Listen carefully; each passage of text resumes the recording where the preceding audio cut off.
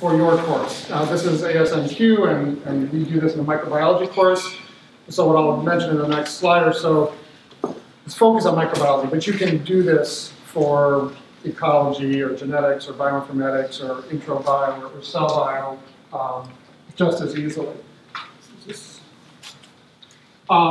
So I've taken some of the curriculum guidelines from the ASM document that maybe you all have memorized from 2012. It's on the ASM website. And they're broken down into some of the basic categories here. With these I know that you can't read are some of the specific guidelines within each category. And then across the top are components of the microbiome research. And everywhere where I've checked blue is a place where I think that some activity within the microbiome project matches up pretty nicely with one of the curriculum guidelines. And so, as an example, this is one of the statements: microorganisms are ubiquitous and live in diverse and dynamic ecosystems. You can work with that in your students when you're setting up the project. And of course, you can work in that when you're talking about the taxonomic diversity that comes back in your samples, and when students are working on their analysis projects. All of those are good points at which you could address this basic statement. Demonstrates ability to formulate hypotheses and design experiments.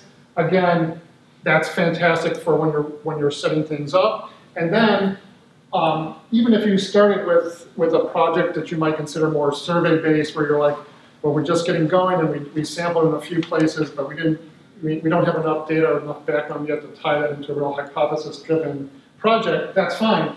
When you look at your data, you're going to have hundreds of questions that pop out, and then you're going to say, now I see what's going on here.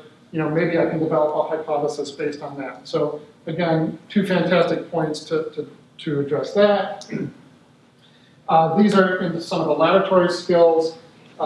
Use appropriate methods to identify microorganisms. Of course, there's a lot of different things that we're doing that would meet those objectives or would allow you to address that statement. And of course, this might include a lot of the things that you're doing outside of the microbiome project.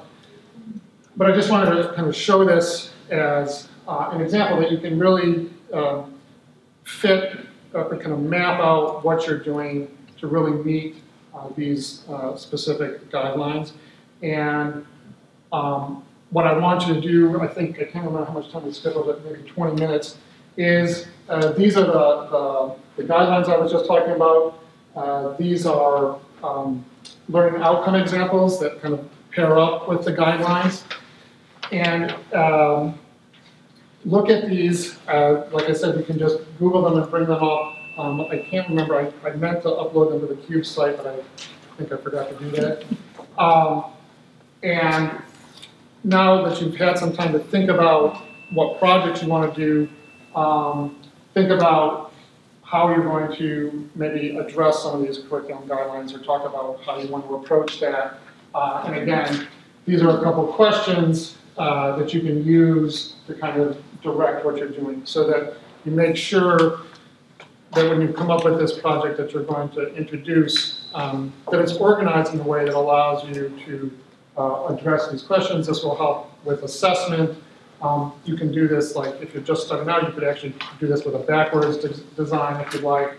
And just take a few minutes to look those over to see where does this fit in really well with what I want to focus on.